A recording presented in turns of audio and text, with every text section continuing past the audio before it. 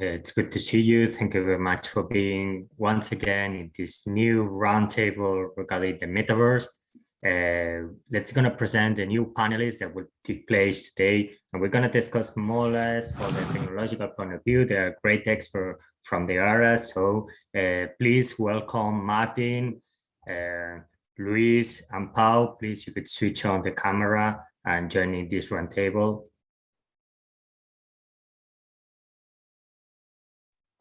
Hey, what's up?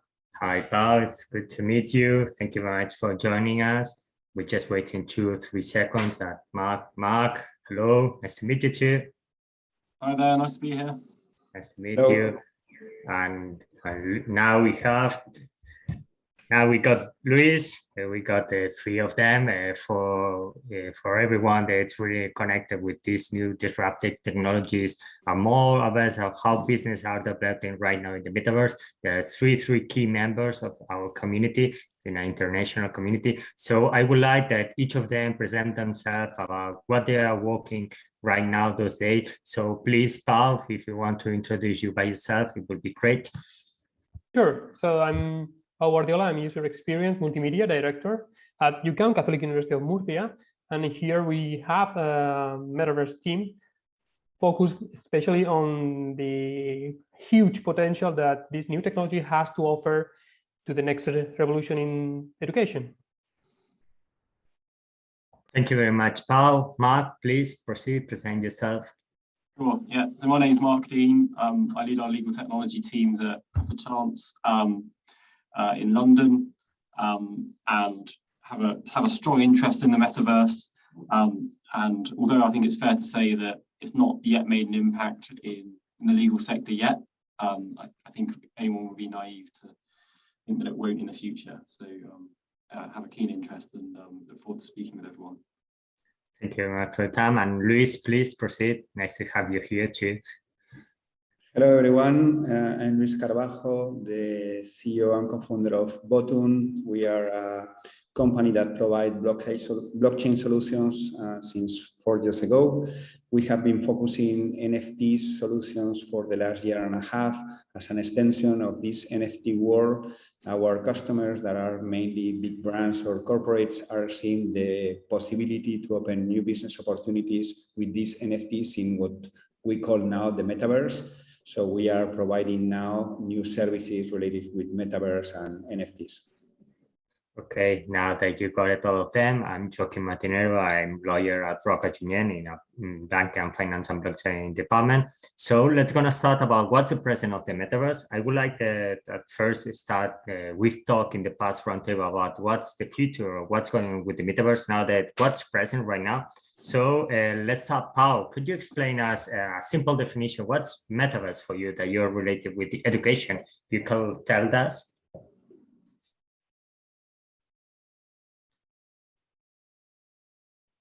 You're on mute, Pau, you're on mute. Sorry. So sure, whenever I have a chance to explain what is this so-called metaverse, I try to explain it as the next evolution of the internet, and it's actually a natural evolution, and it's at the end a summarize of many more technologies. As you all know, it's IoT, it's artificial intelligence, it's virtual and augmented reality. It's all of this combined together. And what is going to bring us is to the next level when it comes to internet and the way we communicate each other, we work each other, we learn and educate, etc. And one of the big points that this new internet has is that it will add a third dimension, which means a huge change when it comes to nearly everything, to add this 3D dimension. Thank you very much, Matt. Now that you are more related about how all the population or social are related with the metaverse, how do you think that things has happened from the beginning of internet, what we have with this technology and what the metaverse has bring to us, or what's the potential about it? Could you explain that? Yeah, and I think to build on what Pau just said, it's not necessarily third dimension, but I think we're reaching the point now with communications that we're getting very close to the kind of communications will have face-to-face in a meeting room. I think obviously if you look at the evolution of the internet, there's all kinds of things of instant messaging and quite blurry Skype calls and whatnot. But then since video calls came about, we haven't really seen a significant change. Obviously during the pandemic, we've got used to more and more video calls. But if we're being honest with ourselves, this event today isn't the same as if we're doing it in person. It's great that we can actually have people from a range of countries come together without having to get on flights, but it's not the same. But actually, I think in the metaverse, it is a step above, and it's getting very close. And I can expand on that more later. Okay, and Luis, what do you think? Because you're coming from the disruptive technology point of view, and now you're getting linked with this, what it's called metaverse. How do you feel it right now that this new era, this new ecosystem has jumped and it's linking with DLT technologies or blockchain technologies? Well, I think that is key, right? Because what we are calling now metaverse, if you are not adding this economic value that this kind of disruptive technologies like blockchain can add, we will be talking only about like video games, right? That has been existed for a while. But it's a little bit different on what we are now talking about metaverse is that we can build new business models, new economic possibilities based on the value that you can bring thanks to these disruptive technologies as is blockchain. And related with what is the present, right, of the metaverse, we were talking with Decentralized, that is probably the main one, the centralized metaverse that exists today. And they recognize that even if they have been existing for a while, for them, this year is year number 1. And they are talking about year number 1 because the word metaverse is really on the map of everyone, thanks to Zuckerberg, that changed the name from Facebook to Meta. And that really started a huge change from the public opinion about what is this technology, what you can do with that, etc., etc., etc. So for me, the present is we are at the first year of the metaverse. We still have a ton of innovation to see on that space. And I agree completely with Pau and Mark that we are the beginning of a lot of possibilities that a lot of combined technologies can bring to this next step of internet. Well, that's amazing. We have 3 different approaches about what's metaverse. I think that you are combining that we are in year 1, that's everything it's started. But and one of the things I would like to share with everyone, maybe because I'm a lawyer, what's about the identity? We're struggling right now that people are make copy and we have a digital twin on internet, and maybe someone else could have our biometrics with the metaverse because people is really worried about privacy. Mark, what do you think that you are working with us and you got business opportunities? Do you think that privacy and the digital identity in this metaverse is one of the key points? Yeah, definitely. I think you see, there's a lot of discussion at the moment about, obviously, it's very hard to define what the metaverse is. And I think stepping back, there's arguments, kind of what Lewis was saying earlier, that it's is it too different to online video games where people are interacting with each other before? But I think where people may see the metaverse heading is having that common digital identity that you can share between platforms, rather than having rather than the metaverse just becoming something that belongs to Facebook or Mark Zuckerberg. And I don't so rather than a single entity only, it's actually a kind of no one owns all of it, but you do have this digital identity that could reside on some kind of digital ledger that that you can share. But I think some of the beauty of the technology we have available at the moment is that you can selectively share what you want to give to different companies, and like that's not revolutionary. But I think you're right when you speak about digital twins and whatnot, that I think there has to also be an education about what that means, and actually the power of those kind of artificial intelligence models, and kind of which aren't always for good, and there's the ethical implications there as well. That's great, Luis. About that, do you have been requested about creation of any kind of NFTs or any kind of proper solution for digital identity linked to the metaverse, or it's not yet a product to be well, successful, or at least to be sellable? I think that there are some people that are working on that. Some companies that are on the business of producing or creating avatars. They approach us to understand if there is some possibility to bring some sort of identity to these avatars. They are really interested on creating avatars that you can bring from one metaverse to the next and be able to basically have your avatar in different worlds.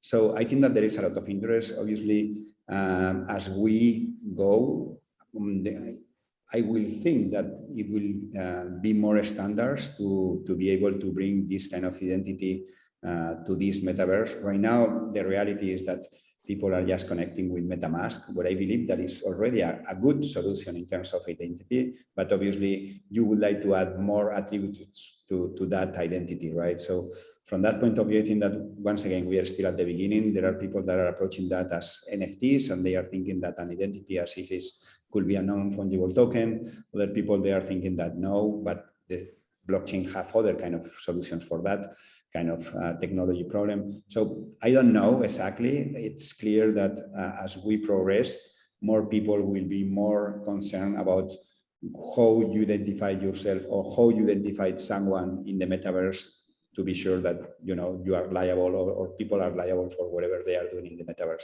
But we are still at the beginning. Okay, and Pau, you are more related to EdTech and all this education technology. That's where all the new technology starts about education, and people are really connected and trying some use cases. What's your point of view about that? Do you think the identity is key point? Do you think that we'll start using different technology, or just a main technology that, or main platform that it's nowadays at the leadership? Yeah, sure. The identity is a key point when it comes to create a great educational atmosphere, because you want to see your students, you want to see their face, their body, you want to move with them in order to make this feeling of belonging to a shared space. So the identity is a key point when it comes to create these educational metaverses. Then once we are building and once we all agree that the identity should be as much realistic as possible in education, it comes the privacy point of view of all of this, because in order to build that avatar, you need a lot of information of that person.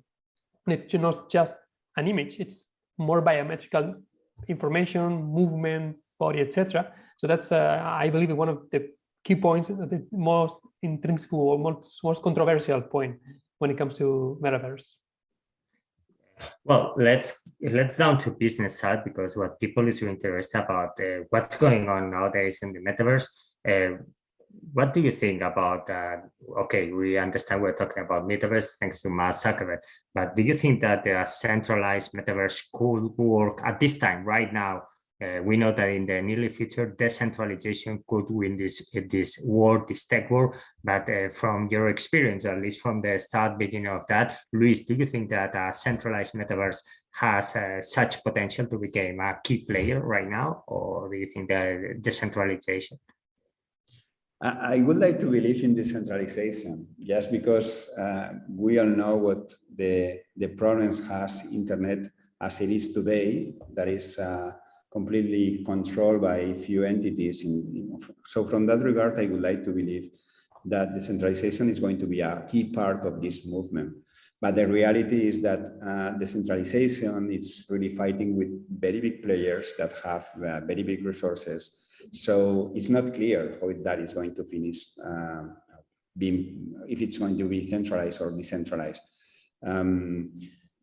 Let's see. What is clear is that there are some things about the decentralization that are going to be part of this new metaverse, even if they are centralized, just because they really like the economic part of decentralization or DLT technologies, that you can carry value thanks to this technology. So even if Meta or Instagram or other kind of social networks start building their metaverse, I think that they are going to build them with some DLT technology behind, just to be sure that they are be able to bring this economic value of NFTs or all these other things. But right now, I hope that decentralization will win, but it's not clear at all. And I don't know what Pau or Mark thinks, but I don't think that any one of us know what is going to happen in the next 3 years. That's why we are here, because you know at least what's going on right now. Mark, do you think the same about Luis, or you have a disruptive point of view about a centralized metaverse could win at least the first round? Yeah. Well, look. I don't have a crystal ball, but I think if you look at the metaverse at the moment, I think a lot of the hype is centered around B2C, and kind of a lot of it there's not necessarily commercial sides to it.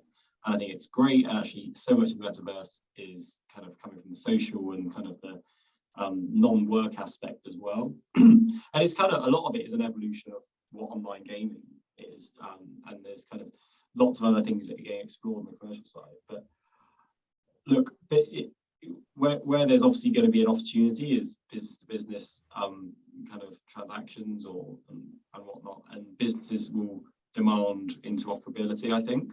So look, will there be a few key players? Perhaps, but I think it's unlikely there'll be a single key player, but we'll have to wait and see. But I think it's almost like communications channels. Like there's a range of video conferencing platforms that you can use to communicate with different people. I think the metaverse will be no different. Okay, and Paul, your opinion or your expertise about it? Sure. I mean, it's hard, of course, to predict the future, but when it comes to centralized versus decentralized metaverse, is what I tend to understand is that at the end, economy is about numbers, right? It's about people, it's about how much people are in that metaverse. And when it comes to numbers, we all agree that the big players here, of course, Meta, those are the ones who have those numbers. So I'm pretty sure that in the future, they will be big key points, big key players in the future of metaverse. So centralized metaverse will exist for sure. But as for me, just like Luis said, I would love to have also decentralized metaverses. And I believe we have room for that also. It's just we need to find real use of cases apart from just playing. And I believe one of the big ones is by far teaching, but also when it comes to the future of online commerce, I think that's another great example of use of metaverse. And that's what let's see what happens in the future. Okay, now that we know that the future will go that way, at least people just were asking me this last week because they were thinking about, well, it's going to be this new roundtable, and they asking me, okay, the metaverse, it's great, you have a new world, everyone is so excited about it, but what's a current business that you could do right now with the metaverse and has potential to do it, or at least could have a certain income? Mark, from your experience, which kind of companies are approaching to the metaverse, but for real, not because they want to make some fashion or so trendy stuff or a concert on the metaverse? Which kind of business do you start feeling much approach to the metaverse for real? So look, I look at it through a particular lens, and from my experience in the metaverse, and as I said at the beginning, I think there's such an opportunity around communications and how it's just such a step above from traditional telephone calls and video calls, and actually with a focus on with the right focus on ESG and reducing of carbon emissions, and people probably getting on flights, fewer flights in the future. I think it's just a great way of communication. So I think all industries where kind of meeting people is important, will I'm sure have opportunities to kind of set themselves up on the metaverse. I think one of those is law firms. I think you may ask, will Clifford Chance open an office in the metaverse? And I think the answer to that is we'll go where our clients want us to go. And if we see our clients demand us to kind of speak within the metaverse, then we'll go explore that. But likewise, if our clients wish to have our services to apps on their phone and whatnot, we'll follow what our clients want. That's lovely. Paul, what's about your, well, more related to education, but what's your approach that people that say, let's go to metaverse, not tomorrow, just today? Yeah, sure. So one of the big examples on real case of use of the metaverse that we are using right now, and it produces economy, let's say, and it has traction.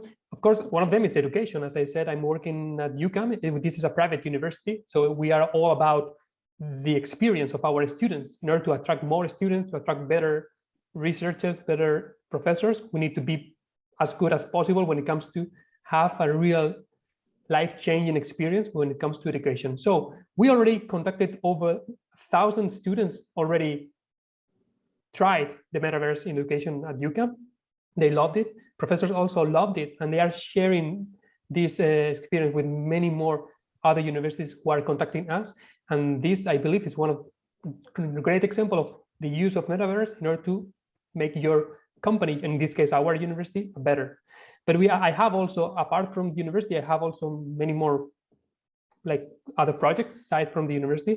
I cannot talk about them that much, but I would just say that I'm working with another very well-known luxury brand here from Spain, and we are building an astonishing metaverse in order to create a great shopping experience, a different shopping experience for the customers, combining technologies such as, of course, Web3, NFTs, but also photogrammetry, which I believe it's another very interesting key point when it comes to build a metaverse connected with economy. As you guys know, photogrammetry is like making 3D photos of real objects. This technology is evolving so much, and it's amazing because when it comes to online shopping, it's all about photos and videos of products. Most of those products are 3D products, but still we are trying to sell them in a 2D way. Photogrammetry will change this, and I believe it's a very key point for the future of metaverse and true economy.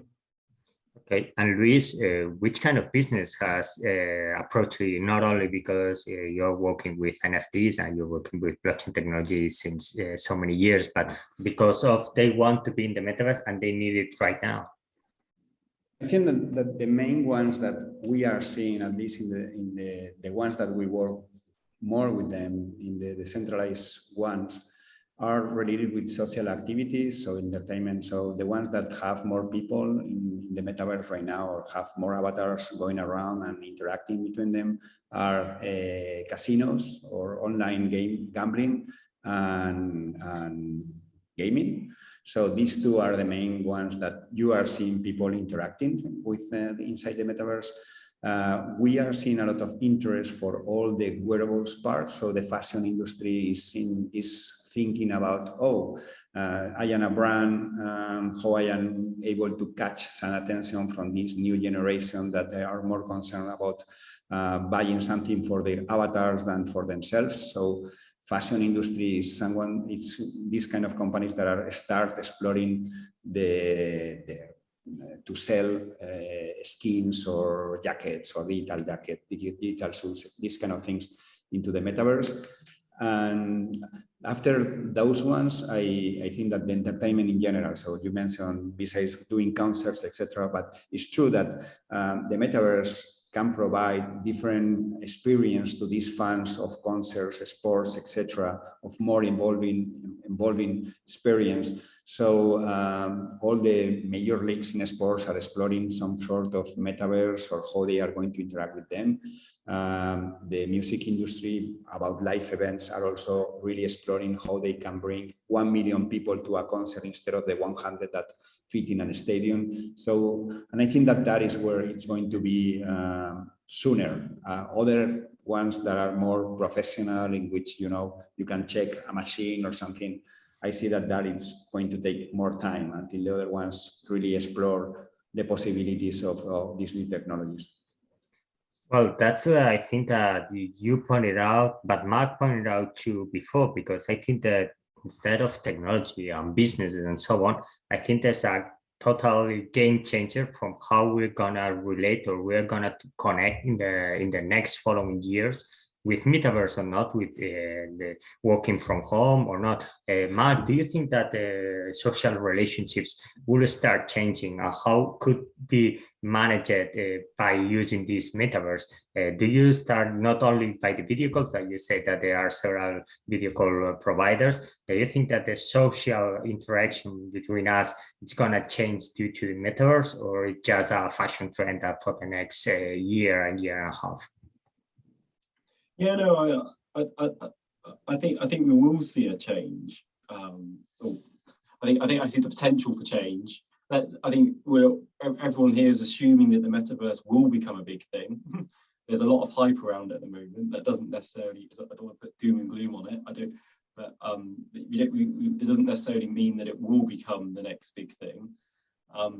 But yeah, I can definitely see how it changes people's social interactions. And I think it's tricky from a human perspective as well. Of trying to, you make people have different kind of faces inside and outside of work. Maybe you have digital avatars where you're kind of this completely different person in this different body that you just, that's who you present at work, but actually you have a different body elsewhere. Will you have close connections that you never see in person? At the moment, we're in this hybrid situation, and I hope to meet all of you in person at some point, and it wouldn't be unlikely that we would cross paths. But actually, is there in the metaverse, is that something that's just incredibly unlikely? Who knows? So sorry, Pat. Sorry. I know I didn't really answer your question, but I hope. Yeah, you just pointed out something that I think that now Paul could clarify, because I think that he is also related due to education to that. Paul, you think that things are gonna change so far because of the metaverse, due to the real technology, or because of the pandemic that we change the way that we have in relation? Yeah, as Mark pointed out, metaverse could bring us potentially to a new level of engagement when it comes to education and when it comes to communication, right? And it is already changing it, especially with AR aspect of the metaverse. We are already implementing it in educational materials with our students. We put just a QR code in those presentations, and everybody is well aware right now how to handle that QR code, because we are all in bars and restaurants, so we all bring the phone, scan it, and then boom, right there, it's in front of our students. We have a human heart, we have an image from the Second World War, we have any kind of 3D object that we created for education. So it is already changing, and it will change more. But we need a more user-friendly hardware. Many companies are working on that, like Meta. The new Quest 2 is amazing, but still, it's not as much user-friendly as possible. And hopefully within next months and years, we will have more accessible XR technology to use it. I wanted just to point out another point from our last topic. We were talking about economy, and we were talking about metaverses and centralized versus decentralized, thousands of users, etc. But I'm just from my experience, I'm also exploring something which I believe it's pretty interesting for brands and companies, which is to build like a smaller metaverses, right? Some amazing applications right now, they offer you to create like a web-based metaverse, maybe not with thousands of concurrent users, but up to 50 or 100. And for a brand, could be interesting because their website could be like the gate for access to those smaller metaverses, and they could use still that website, which has already a lot of people getting in to know more about that brand, or maybe even to buy their products. So we can use that website to bring those potential customers to a whole new experience.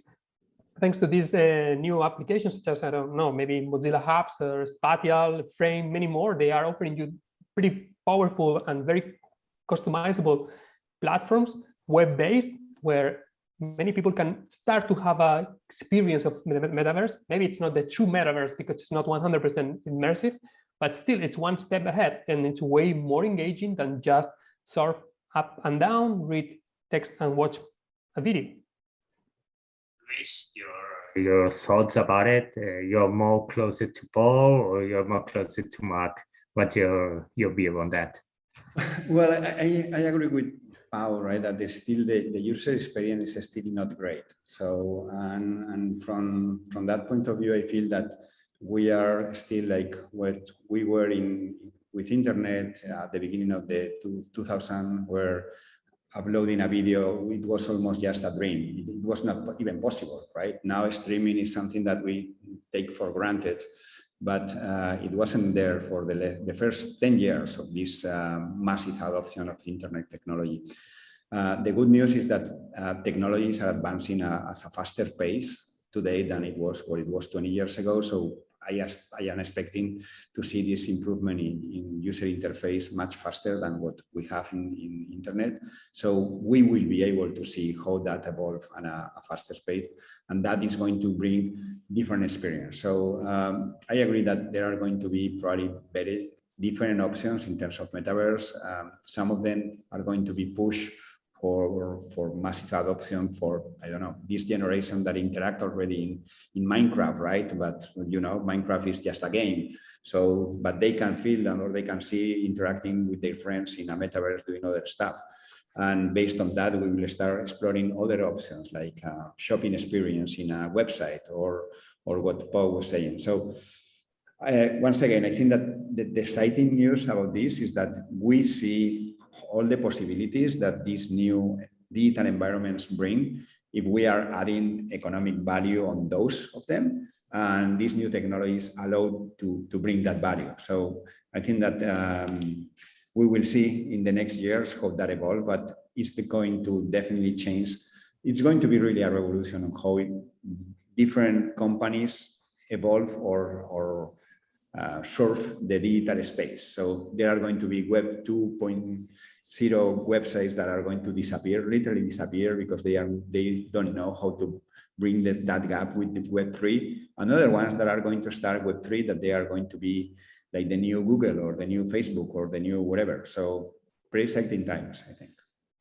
Well, now while you were explaining to that, I was looking your background, Luis, and I've seen one of the main words of the last year, that it's NFTs craziness. Everyone is talking about NFTs, and also they are so present in the metaverse because they provide several solutions to that. Do you think that NFTs, or at least at this part with collectibles, skins related to the gaming, will be the first main business case in the metaverse that people will start investing at, or you are more related about metaverse real estate, buying lands and all these kind of things?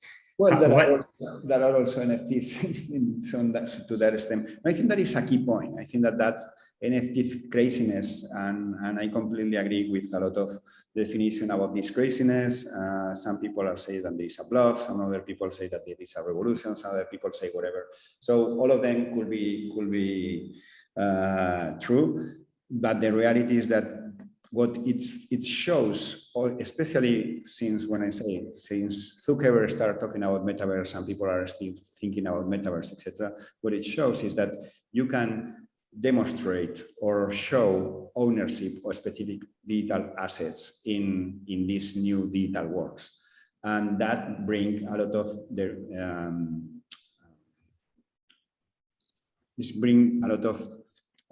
positive derivatives or derivadas, I don't know how to say it. Alternative, yeah. Alternatives of what you can do in these digital assets. So thanks to that, when we were talking, for example, about wearables, right, fashion industry, this is the first time that the fashion industry can really sell their jackets that are completely unfakeable in one digital space, and that is really controlled in a decentralized way. So they were able to do that. Just before, they were only able to do that having an agreement with the publisher of the specific video game in which they wanted to sell wearables. Thanks to this technology, they can start doing that by themselves in different spaces without having any kind of agreement with the publisher of this metaverse or the builder of that metaverse. So that is just showing one of the possibilities of which this technology can brands, corporate companies do and make money with. And that is the important part. People or companies are realizing that thanks to that technology, they will be able to monetize new business models that they were not able to do it before. So once again, I think that yes, it's true that NFTs last year has been crazy. What people is paying for some NFTs is very difficult to justify. But in the other side, I showing how companies can make money in these new digital universes. So I think that is really a big part of what you can do in the metaverse, and it's going to be a critical part in the closer future. Yeah, great. So linked to that, Mark, you got several experience not only in UK, also in other parts of the world. That you've seen that all these NFTs craziness, they are still not from a legal point of view, from a technological point of view. You think that it has enough gap to have a greater adoption or to be a rocket for that, or you think that will be traded or exchanged by other kind of technology in the next years? Look, I think there's lots of potential for all kinds of things to happen in that space. I think we've seen recently over the last few weeks that kind of not everything lasts forever in the market. I think who knows what will happen in the future, and I think like at the moment we're still in those very early stages where we're seeing different types of cryptocurrencies come and go. I think I think if we're being honest with ourselves, we'll see the same with NFTs, and perhaps with and this is what happens when the very early stage of the kind of hype cycle and the kind of the change curve. So look, I don't think it particularly varies around the world in terms of opportunity, but I do think it's too early to say to make any kind of realistic judgment. And Pau, you are closer to that because you are working with not only education, not only with one technology, just pointed out with Web3. You think that this importance that NFT has been to us, that we just provide something unique, something non-fungible, not only from the education, but for all these technology that are combined, are useful for that, are gonna stay for the next year, or we're gonna just trying out which is the best technology for that, and the others will be discarded? So to be able to identify digital asset, it's a key point when it comes to create a real economy, right? And to create traction in that economy. So that's where blockchain is and NFTs are making sense. However, it's true that maybe nowadays we are starting to see like a explosion of bubble of these NFTs selling. But then after that, I believe and I hope we will start watching and using truly the amazing potential of NFTs and blockchain. Because right now it's like everybody's crazy about buying stuff that maybe it's not as valuable as it is. But once this bubble is done, I think we will see the true value of the blockchain and NFTs. Okay. Now that, yeah, Luis, go. I was just because it is kind of things are going really fast in right now, right? But 6 months ago, everybody was crazy about collectibles in the NFT world. Just yesterday, we were having a meeting with one of our partners in New York. And the pitch that they are doing right now is that basically nothing needs to be with collectibles, right? So all the brands now are not even thinking about collectibles. Collectibles, it was like last century, not even last year. It was like, that is not cool anymore. Now they are thinking about how to make these NFTs useful. And they are in the quest of looking for this utility, right? So I think that, you know, these things are going very fast. It's true that we are going to see value evaporate from these NFTs that maybe catch some value that is not worthy. But in the other side, you are going to see other ones that they are now understanding how that can be used, that they are going to gain momentum and value, etc. So I don't know, but it's going to be very interesting to see what's happened over the next couple of years with all this. Okay, and now before if there's any question from the public, I will ask you more about, because we talk about technology, we talk about businesses, but we mentioned it at the beginning, but I think it's important to remind that what are the social implications about the metaverse? Because we see lots of problems with internet, with hacking, phishing, harassment, information. Mark, you know about that, how things could be at least not stop, but how to deal with this situation, because new technology brings us several solutions or several facilities, but we have to protect ourselves or our intimate sphere. Sure. And I think there are challenges. I don't personally believe that the challenges are any greater because it's metaverse and you're wearing a headset than kind of challenges that exist in the online sphere anyway. I think as always, there's that balance of the degree of anonymity, and kind of that unfortunately allows some people to be to kind of have harassing behaviors. So in public spaces, I don't need to tell everyone on this call, probably listeners, that there's the negative headlines that kind of do go with the metaverse, the things around chat rooms and gone wrong. But there's been chat rooms that have gone wrong for a long time, and I think that is something that's difficult to manage. That for quite bad reasons, people feel like they can be a worse version of themselves in online spheres than they would kind of around people physically, and that is quite sad. But I think on the social interaction side specifically, I think really the opportunity is within close and safe networks, whether it be in a business context or friendships, and it's not huge online chat rooms, which is obviously it was kind of natural that that's how it started, and that's how the internet started in a lot of ways, with forums, online message boards, but then you kind of had more closed networks through social media, and kind of there's always that balance, and I don't think the metaverse is any different to what we've already seen with the internet. Yeah, Luis, your point of view about all these kind of things that we've seen also in press, not only that the NFTs are not selling for the same amount that has been selling in the past, but also this kind of hacking, phishing, no matter if a tech part or a personal insight, how do you think that we have to deal with that? Because Metaverse is bringing us to not other dimension, but another way of interconnecting people at the end of businesses.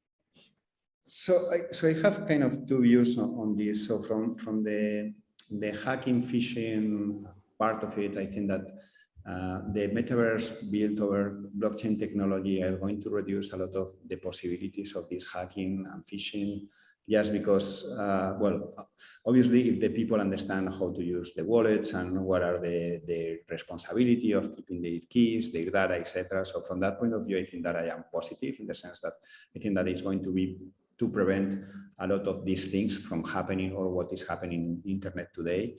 Related to what you were mentioning, instead of what the avatars can do in the metaverse, etc., I believe that lawyers, you guys are going to make a ton of money, because everything needs to be still kind of like written and defined, and there are going to be a lot of contracts and a lot of things to be working on that space, because obviously right now it's literally the Wild West, and it's very difficult to point to someone that make them available for, or liable, sorry, for whatever they are doing in the metaverse. So I think that needs to definitely evolve, because right now it's still not there. So, but overall, I believe that the hacking, phishing, etc., is going to be reduced. And I would like to think also that in this kind of digital universe that are still, or at least at the beginning, are part of more sophisticated societies, we will be able to really build values on them that respect what we are supposed to be respecting from others, right? And hopefully the technology will support that kind of behaviors. So. Okay, Pau, you have any other adding point to that?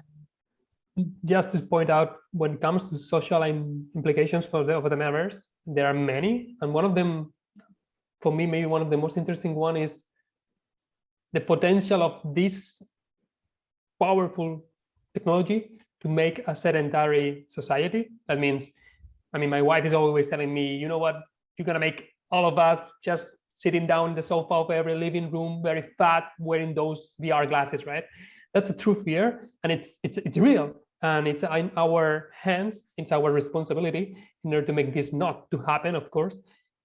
Even we can make something even better, because at the end, immersive, it's more active. So that we can create not just a more sedentary society, but a more sporty society, as long as we keep that in mind. Because there are many challenges right there. Another big challenge is the fact that we are going to recreate ourselves as avatars. So that means that maybe some people will not keep care of their real body, but their virtual body. So that's a big implication when it comes to the future of the society. And Metaverse, I hope it will help to make a better society, but it has a true potential to make it worse. So it's in our hands.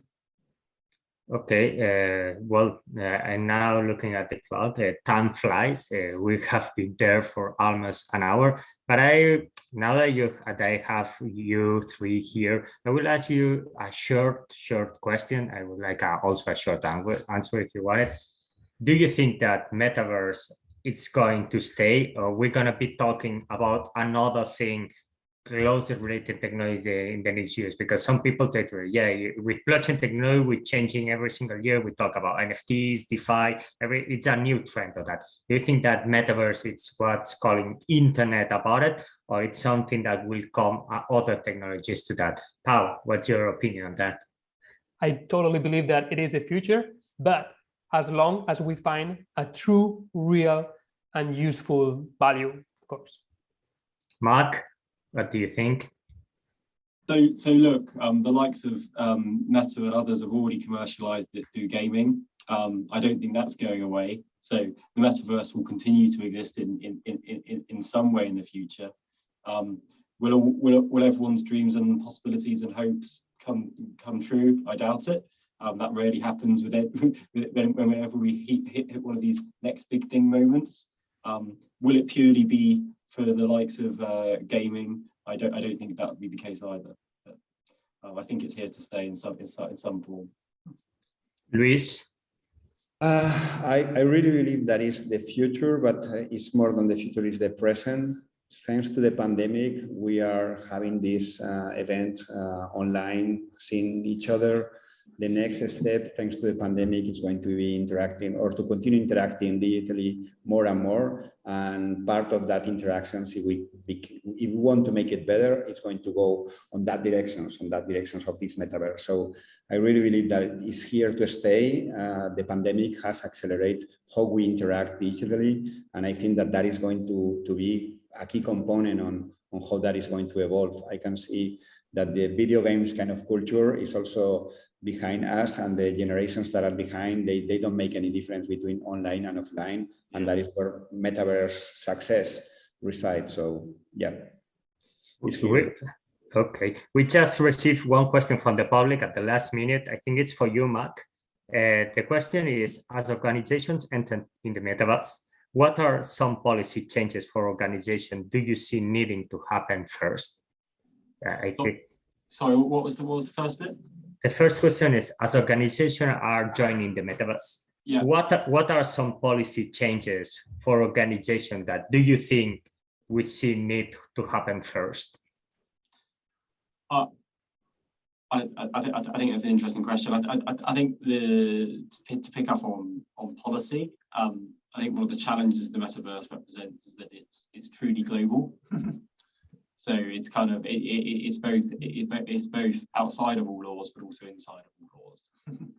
So it represents quite the challenge, and I think fundamentally it's going to come down to what different organisations operate in. I think communications is generally it varies in some jurisdictions. It's heavily regulated, in others it's not. But I think when we get into the financial sphere, it's going to be much more complex. Yeah, and that will help for businesses if we have certain regulation. Our global regulation will be better for all of us. We've been discussing that with Luis, with blockchain and DLT technology. In a wider regulation that we are playing with the same, at least same minimum, will be great for creating a new ecosystem to that. Yeah. Well, I think that we are on time. I would like to thank you, Pau, Mark, Luis. Thank you very much for your time from being here in this second roundtable regarding the metaverse. Hope you enjoyed that table. Hope to see you once again. And thank you very much to all the people that have been connected to that. Hope to see you in the next roundtable. And thank you very much, and have a lovely afternoon to you too. Thank you very much, guys. Bye-bye. Bye. Take care. Bye. Bye. Bye.